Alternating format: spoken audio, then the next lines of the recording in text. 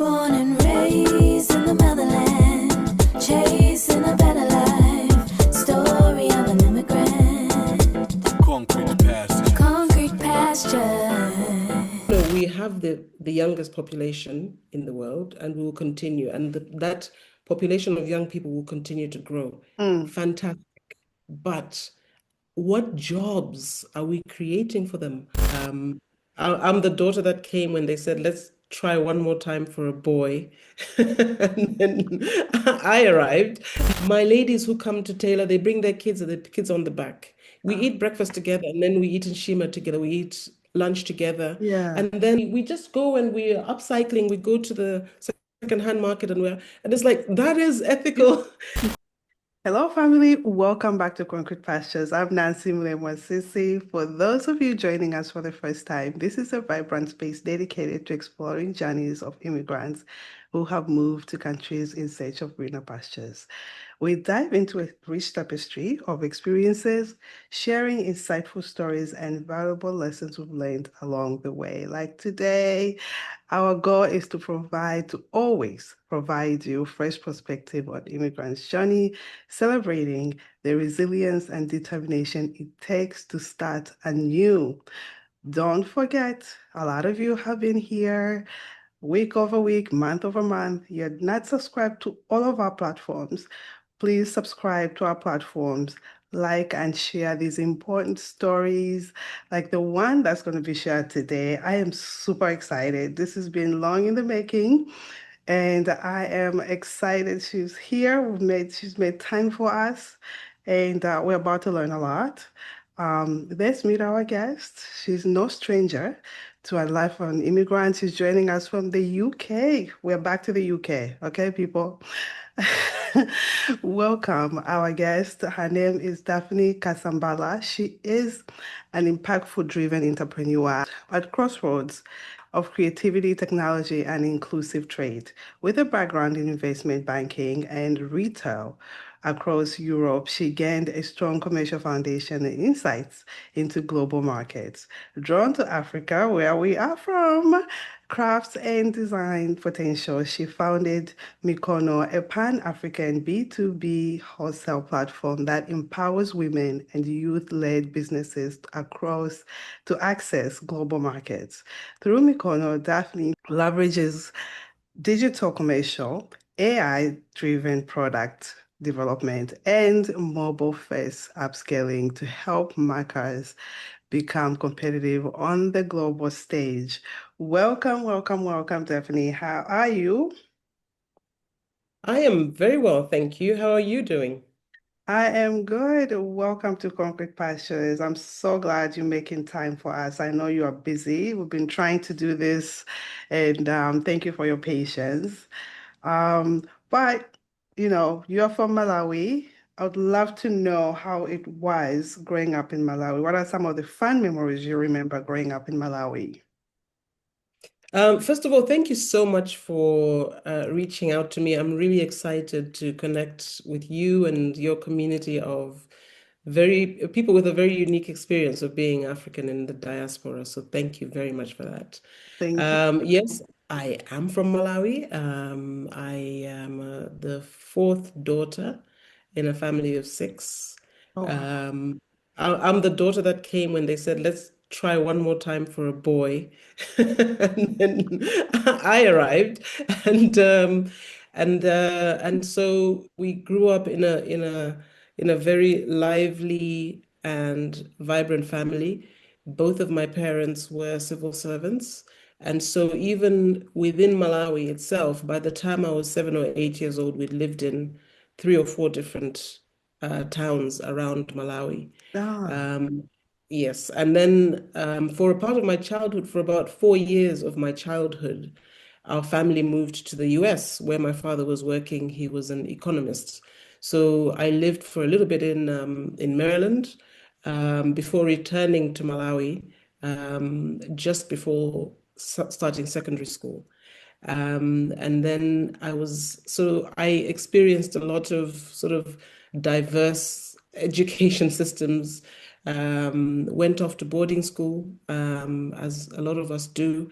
I went to an all-girls Catholic boarding school, Mm. which was some of the purest, most wonderful years of my life. Yo. Made long-lasting friends and really learned the power of hard work and resilience and humility. We had no people working for us other than the cooks at that school. We kept that school running Oh, wow. through rotation of chores and things like that. So I am no stranger to hard work, and it's in part due to my upbringing in that school, and also my mother. My father died when I was young, and Mm. my mother had to raise six children on her own with strong values Mm. and ambition Yeah. um, God. to kind of surpass what they had achieved in their lives. And so we had that seed planted in us to make our parents and their ancestors and our ancestors proud, and to always sort of reach beyond our comfort zones to achieve whatever we set our minds to. Yeah. Oh, beautiful. No, I love it. I love the experiences in boarding school. Like yourself, I would say I learned so much in boarding school. It's actually the what helped to be for me to become who I am because of the hard work. You learn so much in boarding school. I Yes. mean, people here view it very differently, but boarding school, I Yeah. loved it. It was like my best years of growing up. Yeah. Yeah. Yes. I mean, and it's if I describe it to the next generation, like we had no hot water in the taps, no technology, no Oh, entertainment. We made forget our it. own entertainment. We did everything, and we were very self-sufficient. It was, yeah. Forget it. So what prompted you to go to live in the UK? How did that come about? So after completing my secondary school, I actually also completed my undergraduate in Malawi. I went to the University of Malawi and completed my bachelor's degree before joining a bank. So I was recruited in the milk round to join a graduate recruitment scheme with what was then Commercial Bank, what is now part of the Standard Bank Group.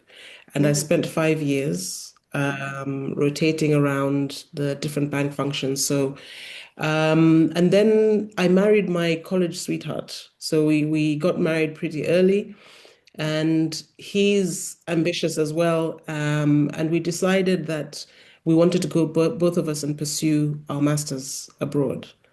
And so we left. He had a scholarship, and we took a big gamble because we had two babies at that point, My God. and said, we don't know what's beyond the next 12 months, but we know we want to go together. We will not be split up. We're going to go and see what our fortunes are in the United Kingdom.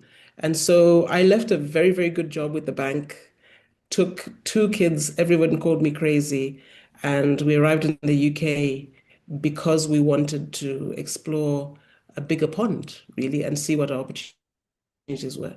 Worst case scenario, we would come back after a year. But in the best case scenario, I'd also get my master's, and we would spend some time in the UK just growing our skills, understanding the professional landscape, and Yeah. expanding our opportunities. Yeah. How was that on a marriage? I mean, I wouldn't, I'm assuming this was a new marriage, and then you have Mm. kids, and then Mm. there's career involvement in that. I'm just curious because there's a lot of people that come, same scenario, and they say it's very challenging. How was that for you guys? Just try to paint a picture for us. That first year was probably one of the most stressful years of my entire life. I think we were very naive. I thought that the quality of life that we had as young professionals in Malawi, where you already have a house, you've got helpers, you've got someone to help you Mm. look after your kids, you can go home at lunchtime, you spend an hour and a half with your kids, Yeah. you've got more decent commuting time. And, the balance of work and life are more sort of evenly balanced. It's more And realistic. so more, yes, and I mean I went back to work when my our maternity leave was only 4 months old, but I was able to breastfeed my babies 3 times a day because I'd come at lunch, and it was not stress-free per se, but it was relatively less stressful. We landed in the UK. I had to get a job because the scholarship didn't provide for me and 2 babies. And so I really had to hit the ground running. Mm-hmm. I managed to get a job with the university in Nottingham and had to find childcare and proceeded to spend the next year in 90 miles an hour mode. Not much sleep, Yeah. not much rest, figuring things out. Um, Not much disposable income, no disposable income, and really just trying to figure things out whilst my husband focused on what he came to the UK for, which was to get his master's postgraduate qualification. And so the first year was extremely stressful. And then I think with a gap of a year, I then also went to found funding to do my master's. Whilst now working, I had now got a part-time job with NatWest Bank, which then became Royal Bank of Scotland after that. So the first few years in the UK were stressful, and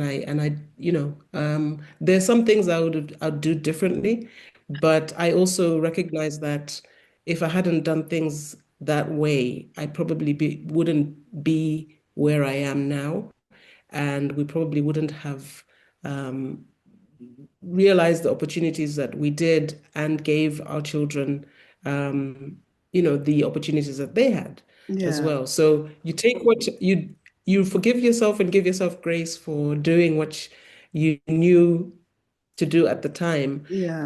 And you look back and you think, phew, that was that was tough. But yeah, again, it was part of the fire that forged, who we are now, who I am as a person now. Yeah.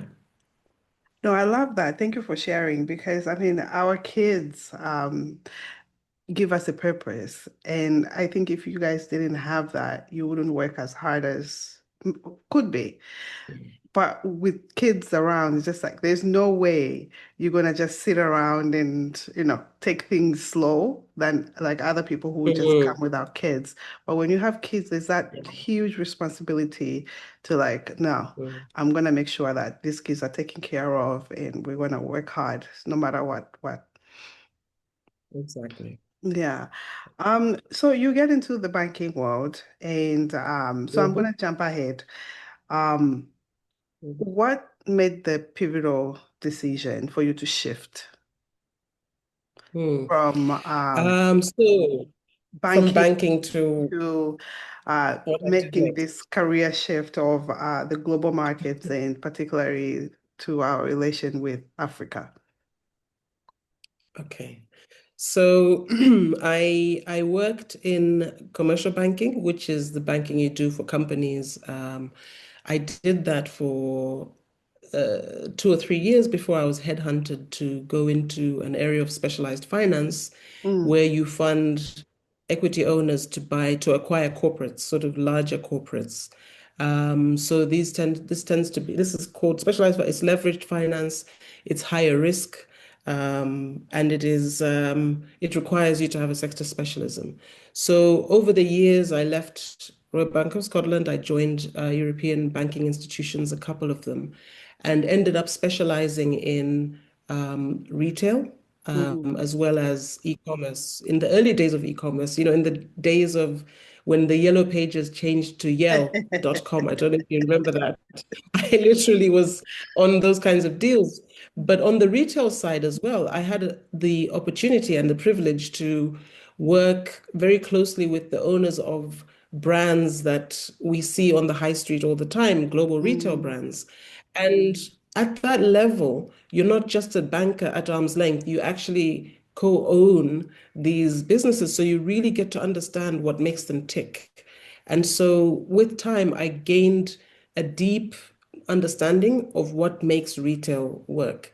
At the same time, I was starting to remember myself, emerging from the cloud and the mist of motherhood, motherhood and being a professional, and started to want to express my identity, my African identity, my Yeah. African um, sense, my sense of fashion. And by the way, my mother was a teacher who taught, she was a teacher trainer, and her whole specialism was garment technology. So she taught us, by the time I was 12, I knew how to construct a garment. I Oh, knew all wow. the stitches. I knew how to embroider, crochet, knit, macrame, cross stitch, all of the stitches. And as a gift she gave every child in the house, including my brother. And so by the time I was 16, I was making not only my own clothes, but clothes for my friends and getting paid for it.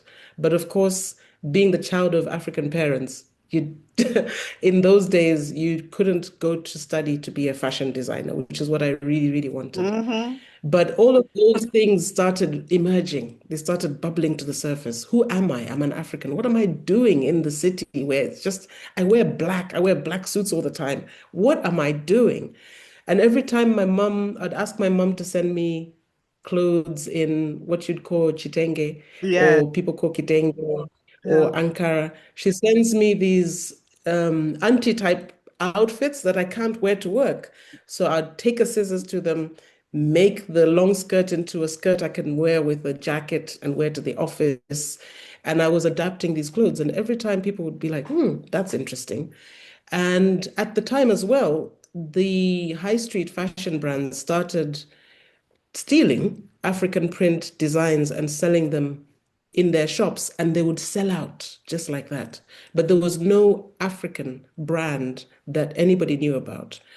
And so I came to a crossroads in my career, and I decided rather than get another job within banking, I'm going to set out on my own and use the experience and the skills I've learned from corporate retail to engage with African designers and start selling their products to women like myself who are in the UK, in Europe, in the US. And so I launched my first business called Sapele, and we started importing African fashion and retailing it to customers all over the world. Yeah. Wow. I did that as an online retail brand for 7 years, and we eventually opened up a shop in West London, an area called Portobello. We did hundreds of pop-ups and markets and things like that, and it was for me. I thought I knew everything there is to know about retail. I knew nothing.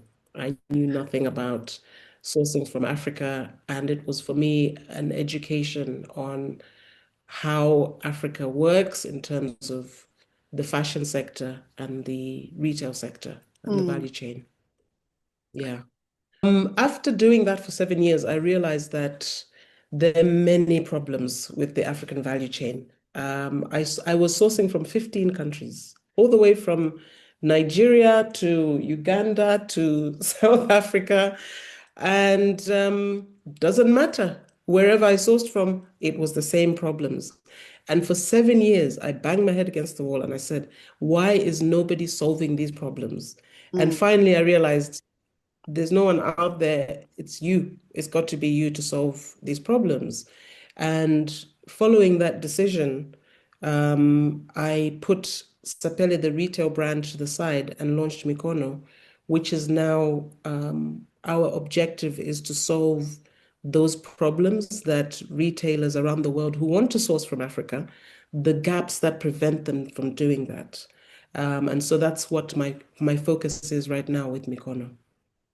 So, could you mind sharing some of those problems or challenges that we may call them? Sure. Sure. Could I share some anecdotes with you? Sure.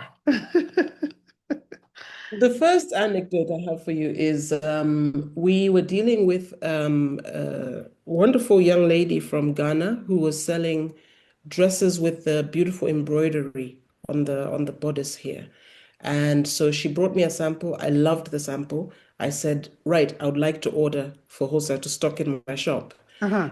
In the meantime, I'll keep the sample because pre-season, pre-summer, we have to do a whole photo shoot with these products so that by the time the photo shoot is in production and done, and your products are coming, we hit the ground running with the product. Yeah. So we do our photo shoot in an London's expensive, Yeah. expensive model. We weren't cutting corners here.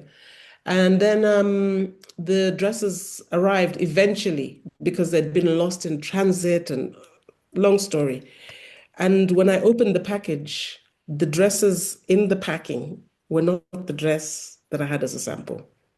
And I said, it's the same white dress with the same gold embroidery thread, but the pattern's not the same. And my supplier said to me, oh, but we thank God, oh, that at least you received the dresses, you know?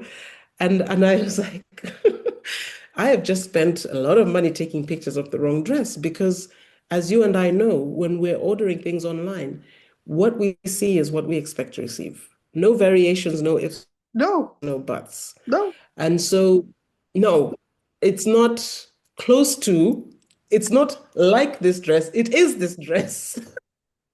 And so I saw that pattern repeated.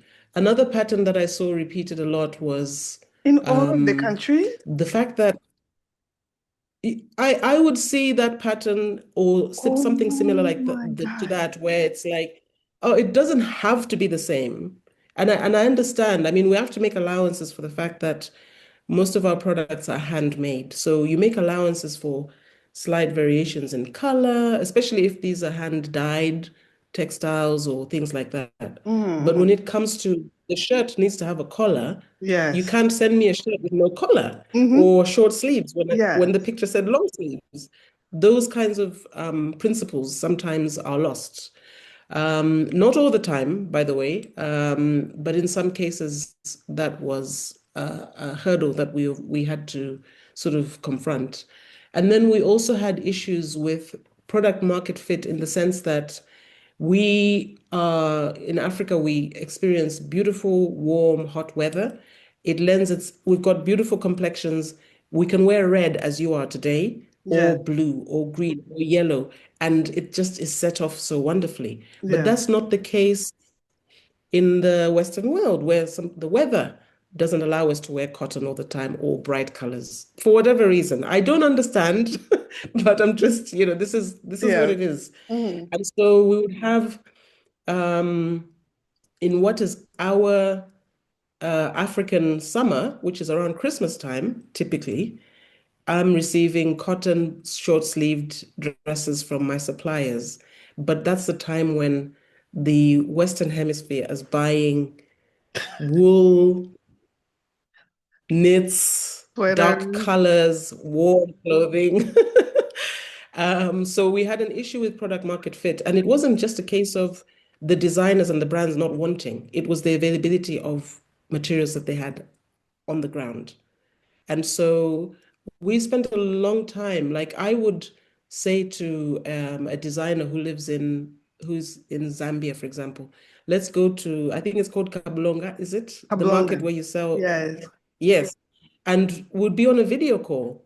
Thank goodness at that point technology had would allow us to do video calls, Yeah. and would be I would be virtually in London on a video call with her saying, ask him to bring down that textile, ask them to bring down that so that Uh-huh. we could pick colors and colorways that actually would be more palatable for my clients who are my customers in the West. And by this point, our client base had grown beyond just Africans in the diaspora. Actually, a lot of white women, European, Indian women loved the products, a Yeah. lot of West Indian women as well. So we're trying to sort of satisfy their uh, tastes and things like that. So we had issues with that. Another issue which we had was quality control. You can order 10 pieces. Once you go into ordering 100, sometimes you've got 10 variations of a size 10. And, and you're wondering what happened. And this is, again, like the fallout from being handmade rather than mechanized in being made in a factory. And the biggest headache we had was the cost of logistics.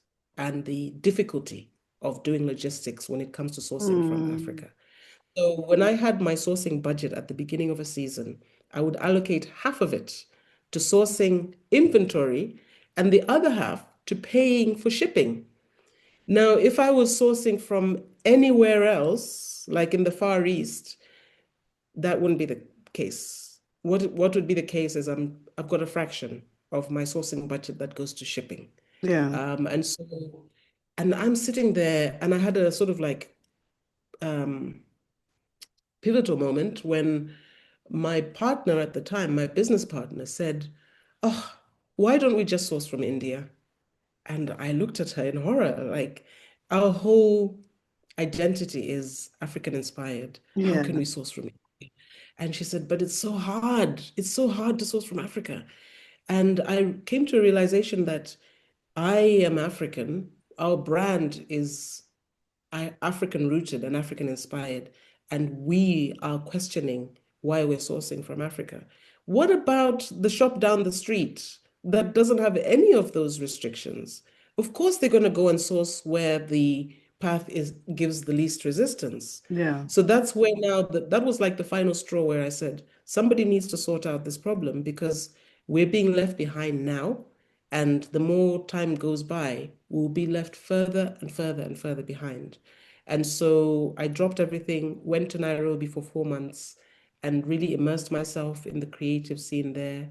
I joined an incubator and really understood the steps we need to take in order to address some of the logistical issue, which needs aggregation, the quality control and the design issue, which need upskilling. So none of these issues are insurmountable. Mm, mm, You mm. know, India doesn't have in their DNA, or No. China do not have it in their DNA to produce, global manufacturing space. We don't, it's not that it's not in our DNA, it's just that it's not been in our culture and it's not been instilled in us. We Yeah. learn our skills through, like the way I did, I Yeah. learned from my mom.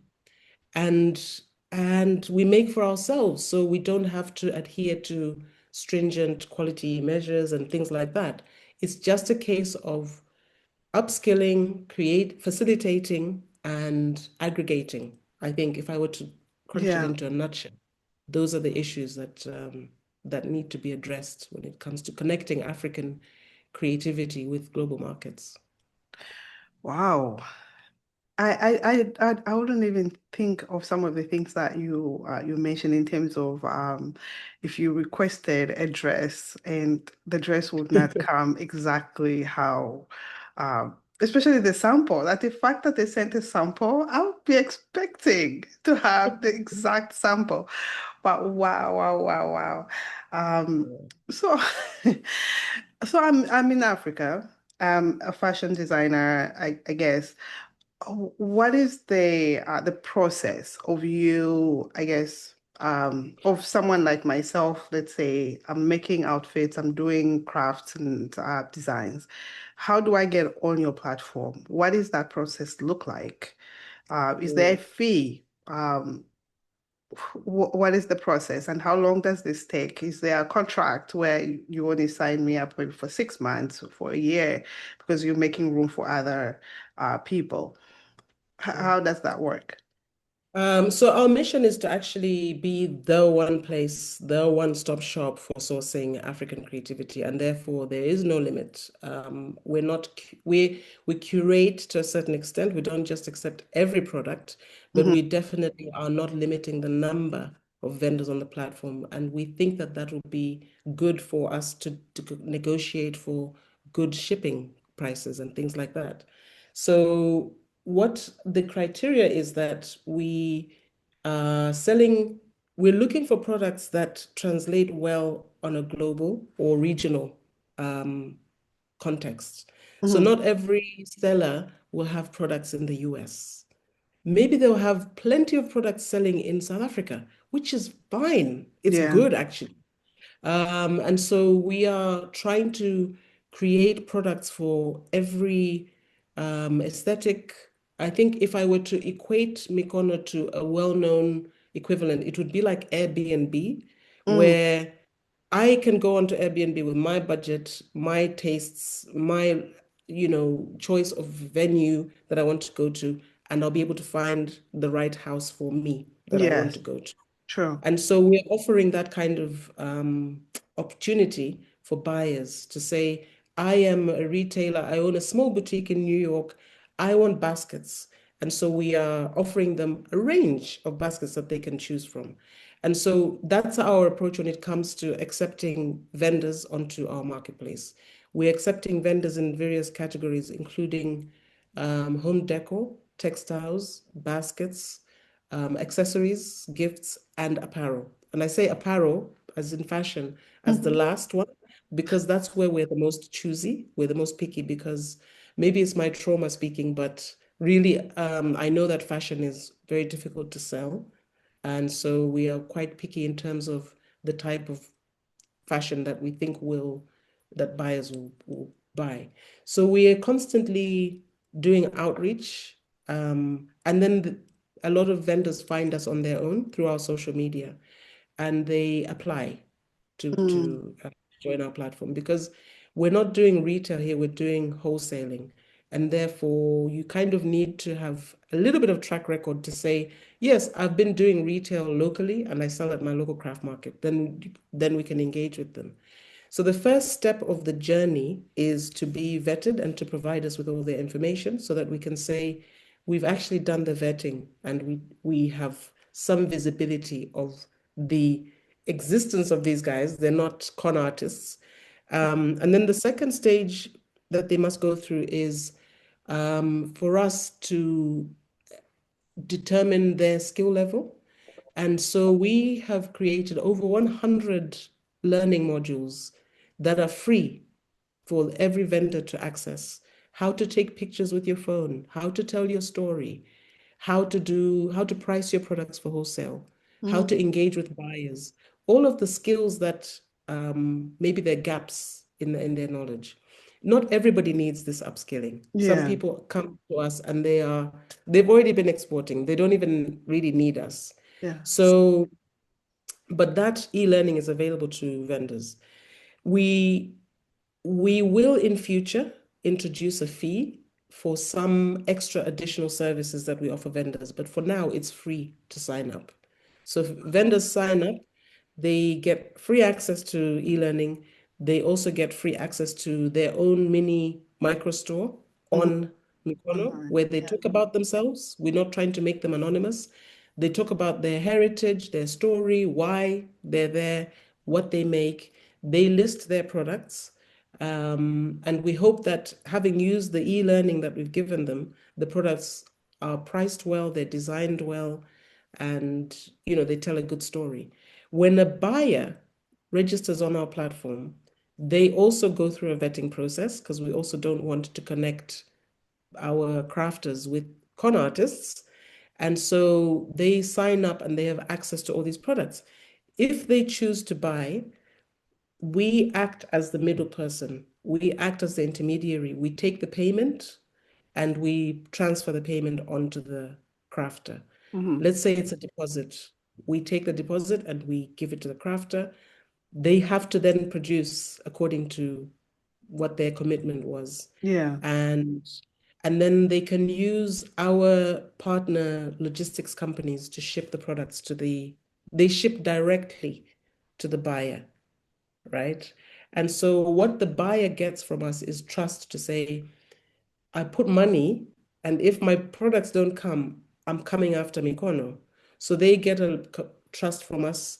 And also the vendor, if they receive an order for 1,000 pieces and then they don't get paid, they're also looking to us. So we're taking a little bit of risk on behalf of both sides. And we're also bringing convenience, we're bringing visibility to all of them. Another thing that we do for buyers is customization. And we're also doing our own internal product development where we find makers who have great potential. And we say to them, you've been making amazing baskets for the last 10 years.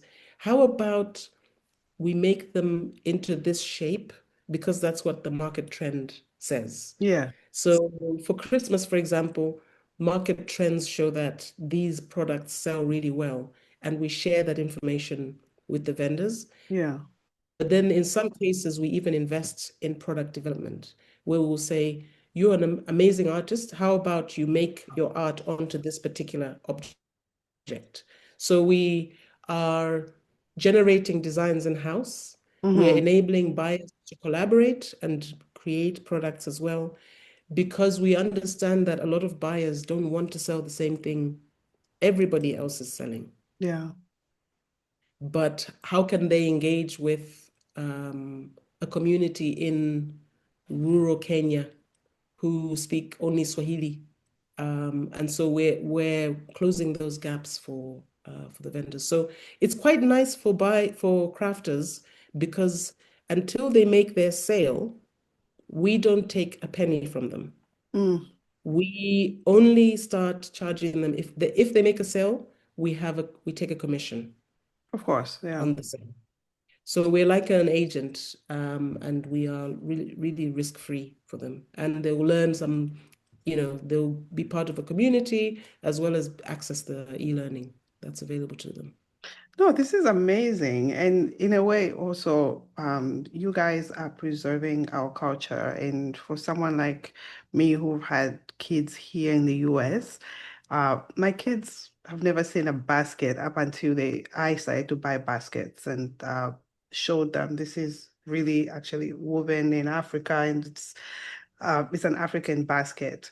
I go to Whole Foods, I see African basket. I get so excited to actually even see, like I see Nando's spices. So it's like I Yeah. get excited. I think that's why I got excited when I saw Meekono when you were advertising it, and I saw the baskets. I'm so obsessed with baskets. I use them for laundry. Yes, Mm.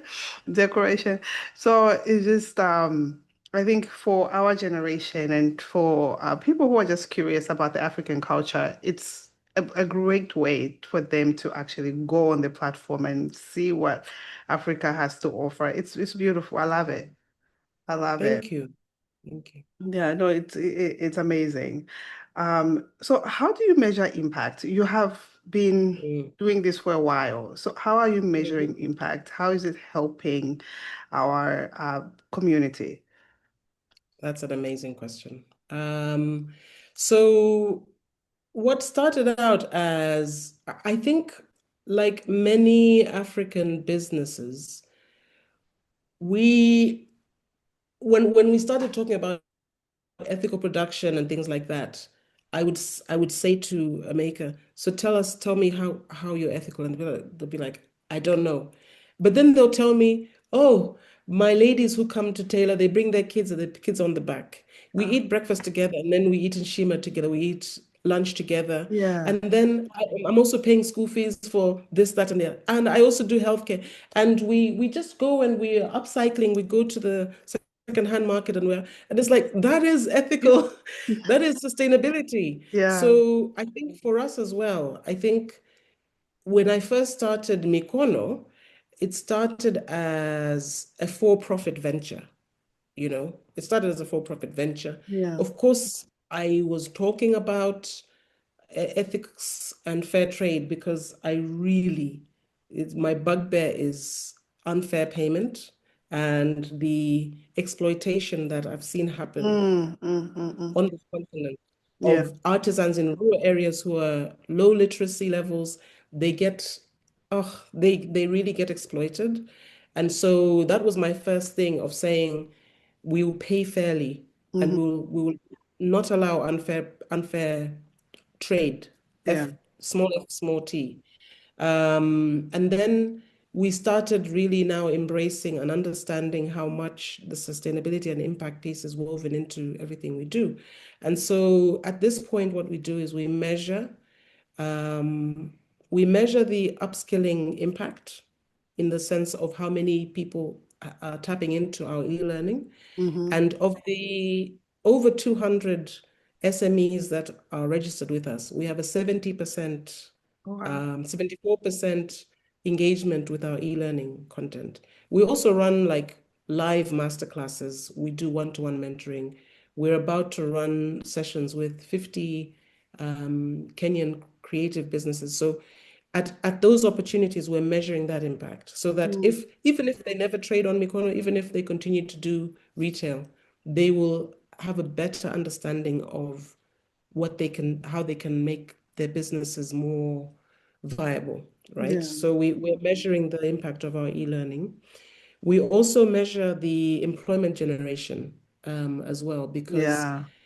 unlike the fashion sector, where you can find everything apart from the farming of the textile, of the cotton or whatever for the textile, most of the production and value addition is done in an urban setting. Yeah. Craft, a lot of the time, the craft is made in rural settings, right? Mm-hmm. In communities that are adjacent to agricultural sectors, really. It's the wives, it's the younger people within those Yeah. communities. So most of them are making baskets, the same baskets which started off life as utility things for us to put maize or flour or vegetables in. What we're doing now is we're adding value to those. Yes. So, and by adding value, we're adding the income. So we are measuring also the, we're measuring the income earning. We're also measuring the employment, as in like the capacity we reach.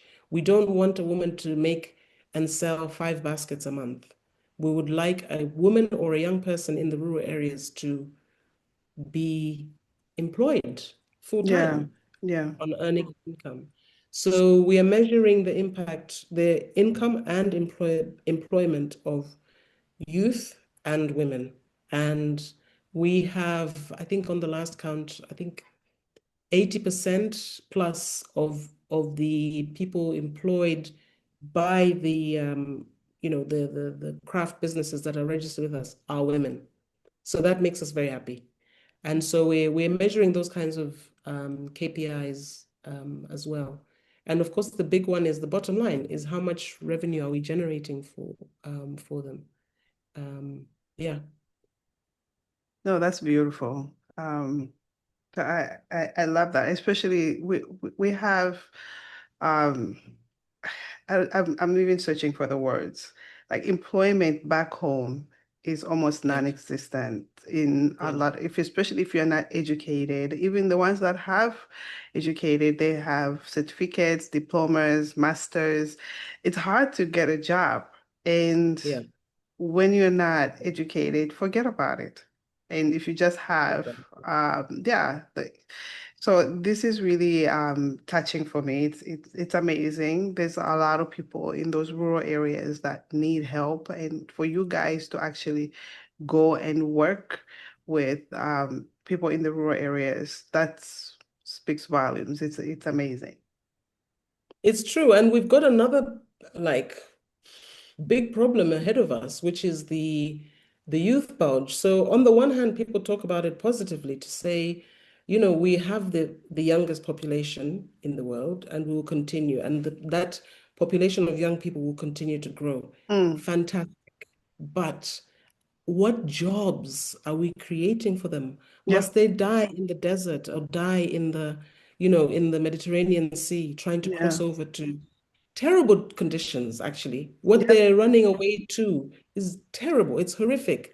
And so another thing that we see is the migration of young people from rural to urban areas, yeah, where again, the conditions aren't the best for them. So imagine a world where African craft women are employed, women and youth are employed in rural areas. They're looking after their kids, they're in their homesteads, they're in their communities. And yeah, then they have a guy who comes and sorts, 18 or 20-year-old guy who comes to sort out their packaging, mhm, or a 19 or a 25-year-old young woman who comes to do their social media content creation, yeah, and somebody else who's doing quality control and operations in the community who doesn't need to go and live in a shanty town because there's no opportunities for them in the rural areas. So that's the world we're imagining when we think about our vision for Meekono. Listen, one village at a time. I think you guys are gonna do it. Yeah, no, I Thank mean, you. I grew up Thank very you. rural, so I'm very touched. I'm very touched for what you guys are doing. it's really humbling for me because my grandmother even if I explained, I mean, I've shared on Concrete Pastures how I grew up. Our house was made out of clay and mud. Mm, So both my grandparents grew up in that way. And if someone had gone to my grandmother, especially on my dad's side, to help them mm, in this way, this would be mm, amazing. Because I'm thinking about my grandmother right now as you're talking, and uh, mm, on my dad's side, all her kids died, so she remained by herself. And if somebody had to mm, go, these women grow up with talent. It's like just mm. God-given talent. They learn how to survive, and Yeah, making those baskets and doing other things. It's great. It's great. yeah, yeah. Yeah. That is No, very, very cool. yeah. You guys emphasize on using digital and commercial. I mean, Yeah. artificial intelligence is what's going on right now. How are you guys Mhm, incorporating all of that um, mm, into your mm. business? Yes, as I've said, we have a big ambition to be the marketplace for anybody wanting to source from Africa. So because Africa is not a monolith, it's not a country, we speak thousands of languages. There alone lies an opportunity for us to engage AI because right now, if I tell you the lengths we go to engage somebody I'm remembering somebody we tried to engage in Angola Huh, who I don't want to say Lusophone because maybe they speak Lingala. Like, wouldn't it be amazing if we could engage with crafters in their native tongue? Then they could really tell their stories. We could yeah. really unleash the power of storytelling. So we want to use artificial intelligence to break down language barriers. We are also using actually artificial intelligence to break down the digital illiteracy barriers which we have because um, we can't always expect a vendor or a crafter to be able to say, I'm logging on to Meekono.com and I'm going to open up my microstore on this. And come on, that's unrealistic. Yeah.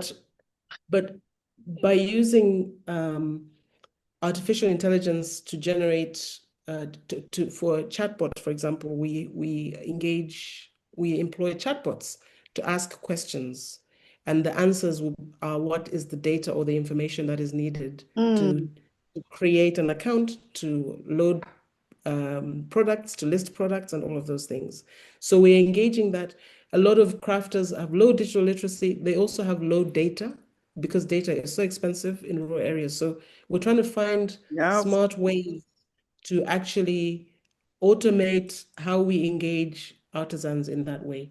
We're using AI to help us with enhancing their stories in the sense that if they tell us the story in Swahili, sending us a voice note, it then translates automatically into written form in Yeah. English, French, or whatever languages the buyer wants to receive that information in. Mm, mm. So there are many different ways that we are using AI to actually automate so that we can scale up and also automate so that we can break barriers. So it's about depth of our reach as well as the scope of what we can do. Because we're not trying to be this huge organization, we're trying to be huge because of the grassroots that Yeah. we reach. And so we want scale, but not at head office level. We want scale at the grassroots level. And AI, we believe that AI will be a tool that will help us get to that. No, I agree. I agree. What do you envision for the future of Africa's creative economy, and how do you see Mikono evolving to meet those needs? Oh,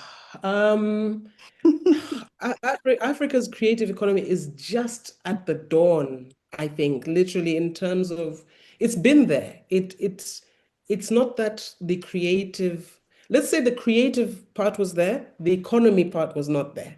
Yeah, no, So I can agree with that. I think we've always yeah. been creative, but the Oh my economy gosh. piece is just Yeah. Work in We've progress. been we've been creative for the sake of being creative because it's just in our blood, it's in Yeah, our culture. And so to see new streaming platforms for African content, to yeah, see Nigerian designers dressing young women in the US for their proms, to see Thames and, yeah. WizKid and all of those performing on big stages, to see African design games, all of these things for me signal um, that we are taking control of the narrative. And by so doing, we can then better control the monetization and we can better control the consumption of the creativity. Sadly, the craft sector, which is the area we play in, is the poor cousin of all of these amazing sectors that Yeah, I talked about. yeah, Because, as I said, a lot of these other ones are urban based, they are middle class generated creativity, fashion, film, music tends to yeah. be stuff that's generated in the cities, in African cities, whereas crafts are generated in rural areas by the voiceless and by the marginalized. And so when it comes to the role that Meekono plays in this, we see ourselves being an advocate for um, policy change, an Mm, advocate for better business practices, an advocate for preservation of the culture. And so that's the role that we understand, the responsibility we understand that we have to play. But I think that I'm seeing money is being invested into the creative sector more and more. And I think once we understand the huge potential, I mean, the handicraft sector globally is worth close to $1 trillion. And yet Africa has 1% share of that. Uh, Crazy. How? hmm. We are the source of all originality and all creativity. So I think that the future is bright if we can sustain the effort and be strategic about it. Do you feel the craft space is it growing? Is it dying out? Is it in the middle? What is your opinion on that? Because when I go home, I don't see as much as I used to in terms of Okay. the crafting area of Mm, it. I see, mm, of course, now it's gone into the wood area. mm, People are making more crafting in using wood compared to the grass and the baskets and stuff. It's there, mm, but not as much like when I was there growing up. mm, mm. I think that we have a problem with mass production coming from the Far East. That kind of has it presents competition for people who would normally have local markets.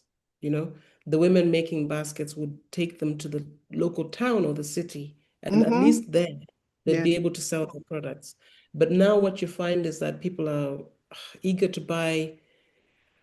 If it's fashion, they're buying from these fast fashion, very shady brands rather than their, products made locally. Mm. So that's the one thing. And then the second thing I think is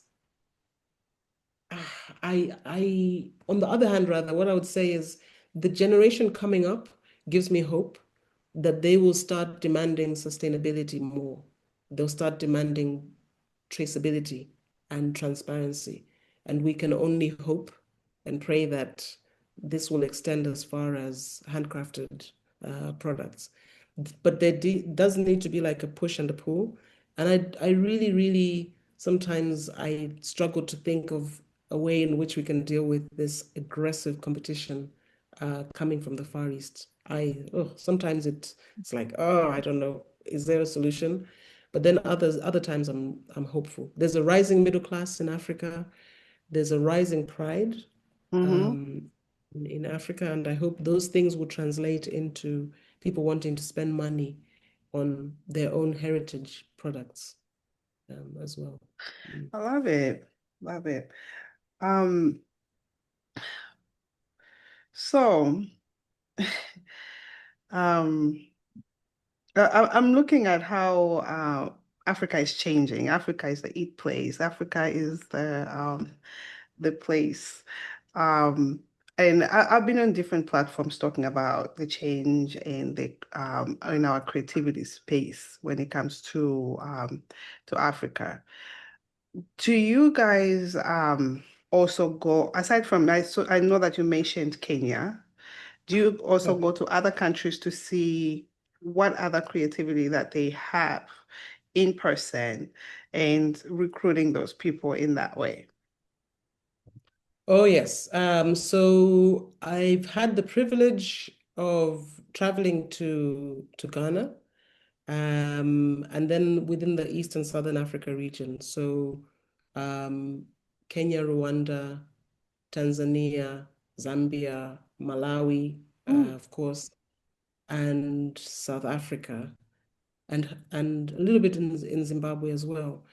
Um, Budget doesn't allow us, but we hope one day we will have the budget to be able to at least visit the 27 countries from which the artisans on our platform originate. So we've got artisans covering 26 African countries, Oh, that's and good. would love to be able to have a footprint so that, because I'm telling you, the amount of traction you can make from sitting in front of somebody face to face, it's amazing. Huge It's difference. amazing. A huge, huge difference. You talk Yeah. to the stakeholders, you talk to people within the ecosystem. It makes a huge, huge, huge difference. So we're looking forward to being able to have the kind of financial freedom as an organization to travel to all these places, to inspire, to mentor, to meet, and discover more, because we're only scratching the surface really at this point.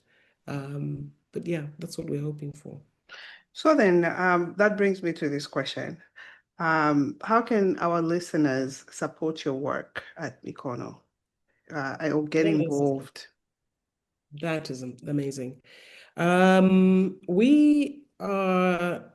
We're looking for recommendations. We love champions, we love ambassadors.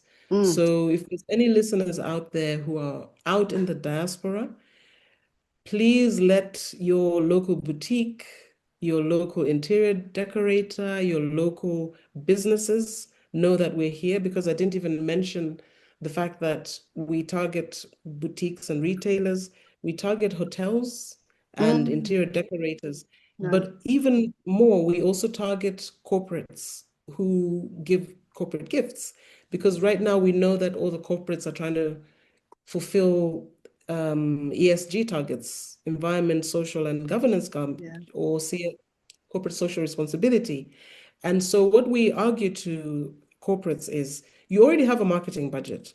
If you allocate 10% of your marketing budget to sustainably sourced African made products, you're ticking two boxes. You're making yourself more interesting by telling people about it, but you're also contributing to a small, tiny business that, for you, an amount that will be small, for them, it'll be a huge amount.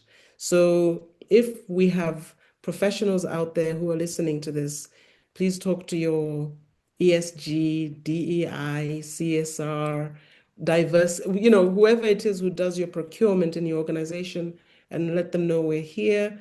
Let your community know we're here. And if you visit home and you know that there's some amazing brands, Mm. makers, and activities that we should be talking to, we should be amplifying and elevating, please reach out to us. We're on all the social media as Meekono Wholesale. You can find us on LinkedIn, Instagram, Facebook, and our website as well. So please connect and engage with us and let us know what you're experiencing, what you want to see, what you'd want, what products you'd want to buy from us. Yeah, I think that's how people could support us. Oh, lovely, lovely. What advice do you have for aspiring entrepreneurs out there and that are impacting their own communities? How can they continue to impact their communities? There's so many young people out in rural areas Mm. making a difference, but they probably not being seen. What advice do you have for them?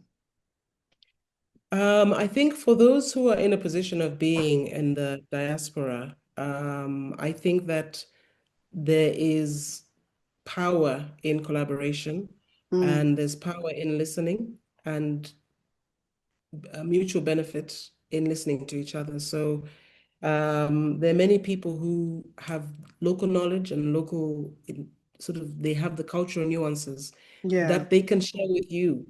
And then you have the benefit of international experience or corporate experience, or you've seen things done in a different way. yeah. The power of those two perspectives coming together Mhm. is huge. It's exponential compared to people coming in and arriving like, I'm here now, I'm here to save you. How can I actually save this village? So I think that is the sustainability of connecting and partnering with local people. And you'll be shocked to see how much $100 can do to start up a small business and what people can do with Mm, that business. So I encourage everybody to be in their own right a little mini angel investor, a little mini coach for business, small, small businesses starting up in the rural areas, a champion for them, who can introduce them. For people who are starting out a business, I would say um, just start and try. If you're already employed, this is a big thing. If you're already employed, don't quit the job just yet. Get into like experiment, bit of trial and error first before you take a big nosedive into entrepreneurship. yeah. Uh, but definitely do it. I think right now, technology and social media are making it so much easier for people to do businesses. But make sure it's something that really is a burning passion in you, because entrepreneurship is very difficult. And the only thing that will keep you going sometimes is just your passion and nothing else when everything is very, very difficult. So I would encourage anybody to try it, but yeah, those are the key things that I would say. No, amazing. Thank you, thank you, thank you for that. Any last words for our listeners and viewers around the world? I just want to say hello, Moni, Mulibwanji, to all you, all of you women. I know the grind, and I've loved spending time with you here, Nancy. And please reach out to me. I'd love to hear about people's experiences. Yeah. And I just love what you're doing. And thank you very, very much for the opportunity. No, thank you for making time for us and for you guys. You are really making a difference. I am so honored to have you on the show. And please continue to inspire the rest of us. And if in the future you have any angel investing opportunities that you guys are going to put on the side, let us know. We want to be part of that, and we want to help out any uh, small business owners that are starting off.